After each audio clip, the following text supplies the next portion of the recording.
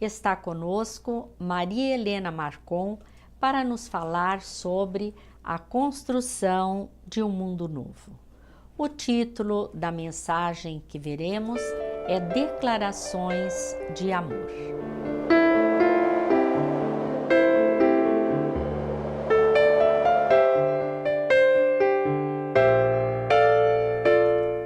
O nosso planeta, hoje, na condição de mundo de provas e expiações, passará para mundo de regeneração, transformando o homem num ser integral, consciente dos seus deveres para com Deus, consigo próprio e o próximo.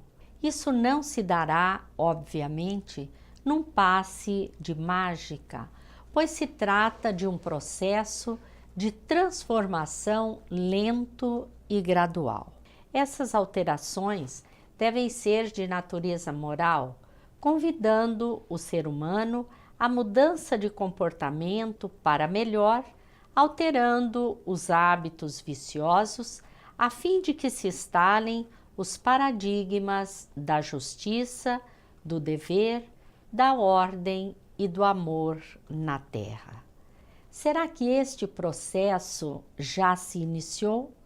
Como será a Terra regenerada? Vamos conversar com Maria Helena Marcon depois da mensagem do Momento Espírita. Certa manhã, pré-adolescentes de uma turma de ensino fundamental foram surpreendidos por um mural muito especial em sua sala de aula. Nele estavam afixadas algumas frases, bilhetes escritos à mão, assinados por pessoas que eles conheciam muito bem. Magneticamente, cada um que entrava ia encontrando o seu, a letra que identificava, as linhas que lhe diziam respeito. Pedro, você é um filho maravilhoso.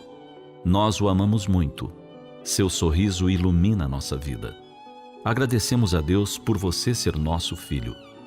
Beijos enormes, Célia e Carlos. Cecília, a cada dia mais a admiro, pois você é muito amorosa, decidida e inteligente. Amor, papai. Helena, que Jesus guie seu caminho e que você sempre faça o bem ao próximo. Estaremos sempre ao seu lado, pai e mãe. Lucas, você é muito importante para mim. Amo você, do seu pai, João Marcelo. Alê, você é um grande presente de Deus. Tenho muito orgulho por você ser muito querido, inteligente e bondoso. Amo muito você. Pedro, sou muito feliz por você ser esse ser tão especial. Minha vida e a do seu pai não teria sentido se você e seu irmão não existissem. Amo profundamente você. Beatriz, ver você feliz faz parte da minha felicidade. Amo-a muito. Quero contribuir para você ser uma pessoa cada vez melhor. Beijo, mãe.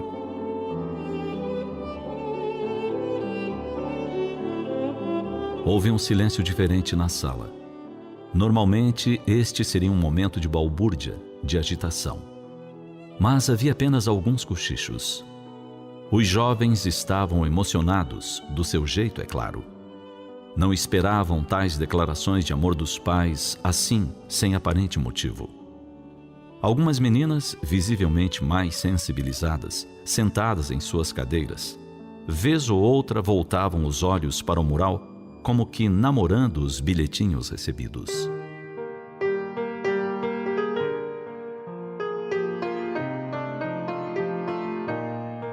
Em dias de agitação intensa, de preocupações de toda a ordem, de tempo escasso para tantos afazeres que temos, não podemos esquecer das declarações de amor. Elas não precisam esperar datas especiais. Devem acontecer quando o coração pedir, sentir, lembrar. São oportunidades que nosso coração nos dá ao longo do dia e que muitas vezes desperdiçamos, pois estamos muito ocupados. No entanto, oportunidades não voltam. Aquele momento é único, nunca mais será o mesmo. E nós também não seremos os mesmos. Assim, não deixemos de dizer que amamos nosso filho, que somos gratos ao nosso pai, à nossa mãe. que estamos felizes por termos ao nosso lado essa ou aquela pessoa. Até quando estaremos com ela ao nosso lado, assim tão perto? Não sabemos. Não deixemos de ouvir as boas intuições do instante. Não deixemos que a dor do arrependimento invada nossa alma mais tarde. Declaremo-nos sem medo, sem vergonha. Usemos a criatividade. Surpreendamos. Não pensemos no que os outros vão dizer ou deixar de dizer. Façamos o que o nosso coração pedir. Criemos ao nosso redor um ambiente de harmonia, de sentimentos bons, de transparência e de troca. Façamos alguém feliz e sejamos um pouco mais felizes nós mesmos.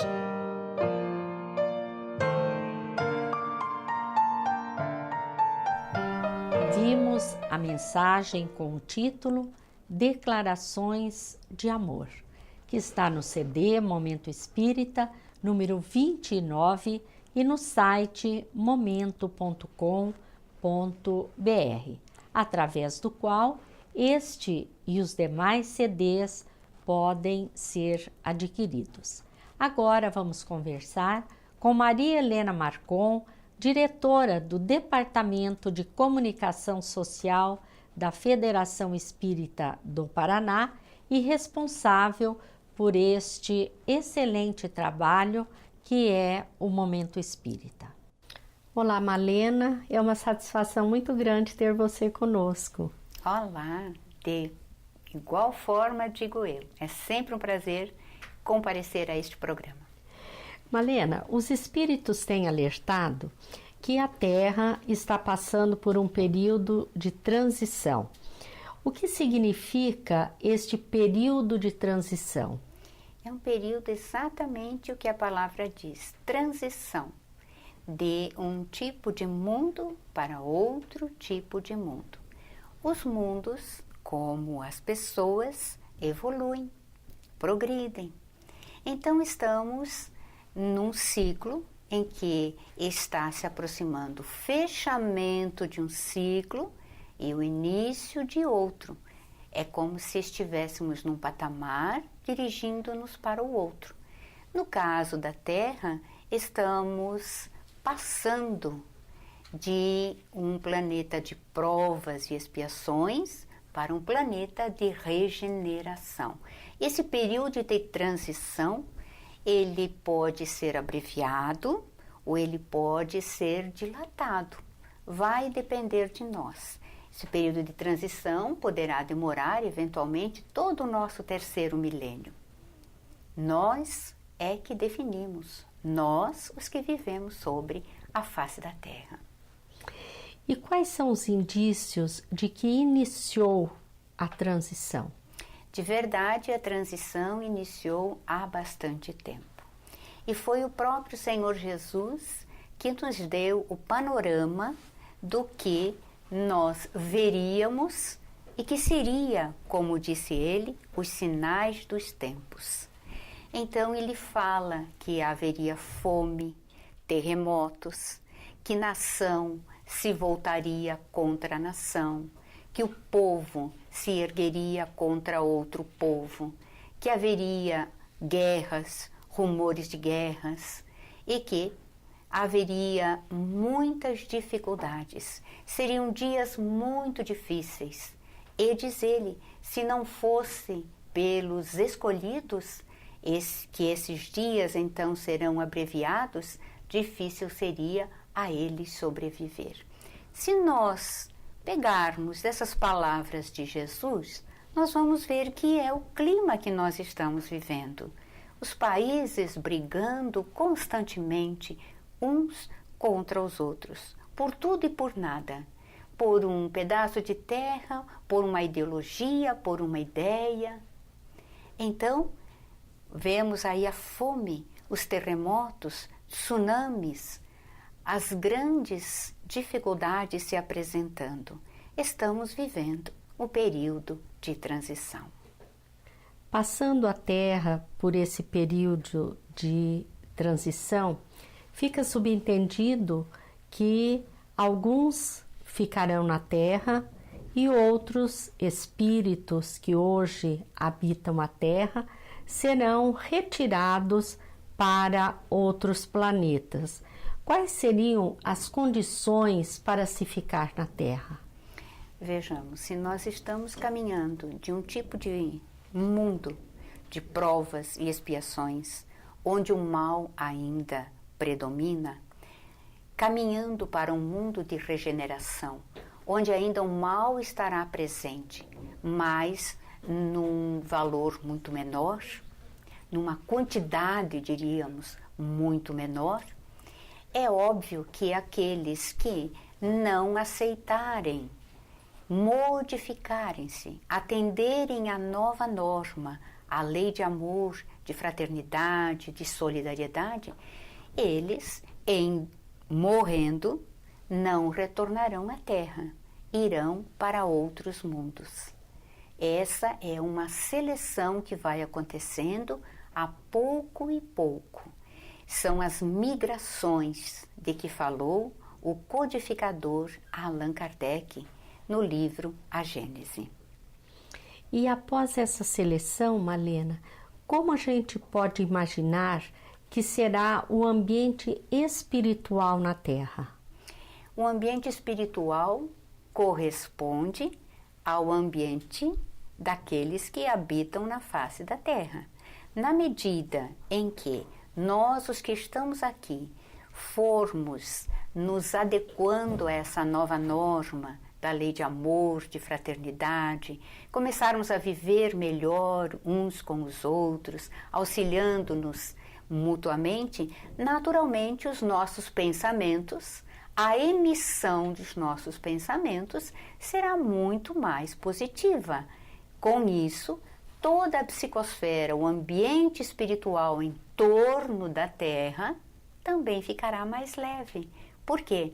Aqueles que vamos desencarnando, com essa disposição, estaremos compondo a população espiritual no entorno da Terra. Então, toda a psicosfera ficará mais leve.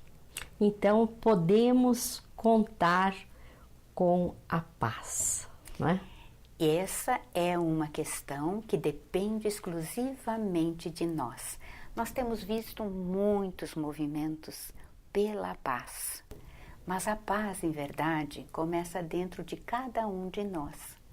Como nós vibramos quando ouvimos a descrição ou assistimos pela televisão a uma descrição, a uma imagem de violência, um crime bárbaro, como nós reagimos? Nós estamos em paz? Ou a nossa emissão é de raiva, até de ódio, para com aquele que cometeu um crime tão bárbaro, principalmente contra criança, contra pessoas indefesas? Isso nos atinge muito e isso nos diz que ainda não estamos em paz, porque nós não vibramos ainda, lembrando que aquele que agiu assim é um grande infeliz. Sim, nós temos as vítimas inocentes. As vítimas inocentes na nossa forma de ver, porque nós temos os crimes que se cometem, mas ninguém que seja atingido é inocente, porque estamos sempre dentro da lei de causa e efeito. Mas então, nós temos que trabalhar a paz em nós. Como nós vemos quando assistimos ao noticiário, como nos sentimos quando ouvimos falar das guerras bárbaras lá pelo Oriente, do terrorismo, do homem que adentra uma creche, se explode e mata tantas crianças? Como nós reagimos a isto? Então, há muita paz ainda para ser trabalhada em nós. E eu promovo a paz quando eu colaboro também para que não haja escassez de recursos com os meus irmãos. Eu colaboro com quem tem fome, com quem tem sede, com quem está enfermo e não tem dinheiro para comprar o remédio. Tudo isso promove a paz. Esse assunto suscita muitas questões, né? inclusive a questão que para que haja essa mudança é necessário que venha à Terra uma nova geração, né? O que caracteriza essa nova geração que está vindo já para a Terra? As inteligências precoces, por exemplo, são indícios dessa nova geração, Malena? A nova geração é uma geração que vem para promover o amor, promover a paz, vem trabalhar a arte, vem trabalhar a ciência. Observamos sim hoje os gênios infantis que estouram em todo o mundo, eles aparecem. Um maestro de 7 anos rege uma orquestra de forma impecável. Um outro menino indiano, também em torno dos 7 anos, que executa Chopin como se fosse o próprio. E até nós nos indagamos, é Chopin reencarnado? Estão voltando os grandes músicos, estão voltando as grandes inteligências. Sim, temos muitas crianças. E ali é que vem um grande alerta para todos nós, pais e educadores. Como devemos trabalhar essas crianças? Elas vêm com a genialidade, o domínio da tecnologia. A criança, muito pequena, ela é capaz de nos ensinar como trabalhar com o tablet, como fazer executar tal ou qual programa, coisas que nós, às vezes, demoramos um pouco para aprender. Então, essas genialidades todas, elas vêm sim com um grande potencial, mas elas precisam de todo um apoio moral. O que farão com a sua genialidade? E o que nós, enquanto religiosos esclarecidos, devemos fazer para contribuir com a mudança do planeta? Exatamente, nos tornando um homem de bem. O homem que pensa no seu próximo, o homem que é honesto, o homem que é digno do salário porque ele trabalha para tal. O homem que se importa com o seu semelhante, o homem de bem, caridoso, bondoso, honesto, digno. É assim que nós devemos ser. Naturalmente, isso não se consegue de um momento para o outro. Nenhum de nós se tornará uma pessoa perfeita porque nós estamos simplesmente vivendo o 3º milênio. Isso é uma construção que se faz a pouco e pouco, mas nós iremos conquistando essas questões através das várias vidas. A nossa grande contribuição não é somente do que nós falamos, mas especialmente do que nós exemplificamos. Vejamos que Jesus dizia: os meus discípulos serão conhecidos por muitos se amarem. Eis a fórmula que nós devemos executar. A mudança do planeta para melhor passa por uma conscientização com relação à ecologia, não é? Naturalmente, porque alguns de nós estamos muito preocupados em melhorarmos espiritualmente. Eu me tornar mais caridoso, mais bondoso, mas e o que faço com o meu entorno? Se nós temos a certeza que nós voltaremos para a Terra e esperamos ter o mérito de voltar, então o que é que nós estamos preparando para nós mesmos? Que terra encontraremos quando nós retornarmos daqui a 50, 100 anos? A Terra está com seus recursos esgotados. É preciso que nós reformulemos a nossa forma de vida.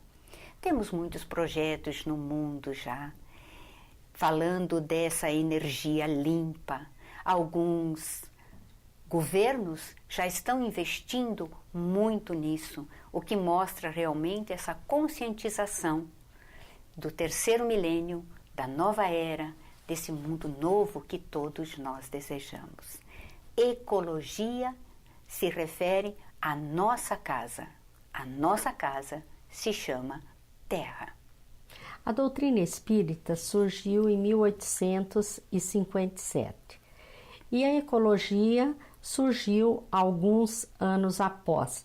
Existem orientações espirituais com referência ao nosso planeta e à ecologia?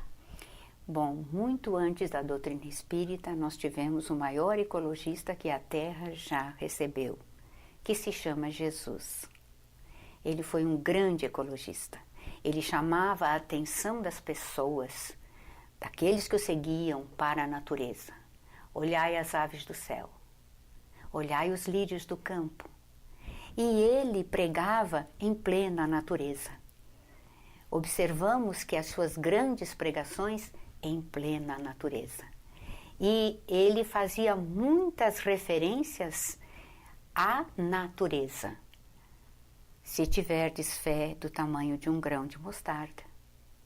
O reino dos céus é semelhante a um homem que encontrou um tesouro. Onde? No campo. Sempre ele vai fazendo referências à natureza. Então, ele foi o primeiro ecologista.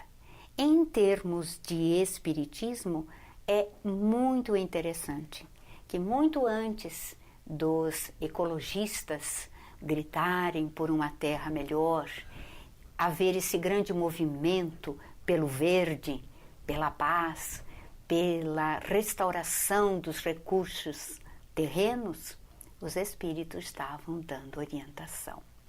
Em 1910, Francisco Cândido Xavier participou de um programa televisivo chamado Pinga Fogo, que era para ter uma duração, e o Ibope foi tão alto que foi dito que se prolongasse e prolongasse, e avançou pela madrugada. E ele fala sobre a natureza, sobre a terra que nos foi dada por Deus, mas que nós só poderemos viver aqui dependendo do que dela nós façamos. E em várias das suas obras ele fala sobre a natureza. Uma especialmente que se chama Cartilha da Natureza. O espírito Casimiro Cunha escreve no livro todo.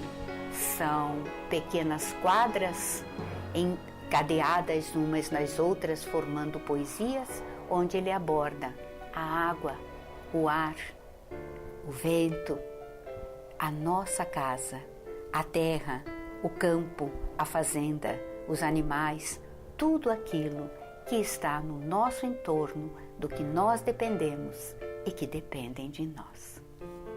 Marlene, é muito bom ter você conosco. Nós agradecemos a sua participação, desejamos tê-la muito em breve conosco. Que assim possa ser. Muito obrigada. Agradecemos a todos vocês que estiveram conosco. Lembramos que este programa e muitos outros poderão ser vistos também através do site amemmaringá.com.br. Muito obrigada a todos e muita paz.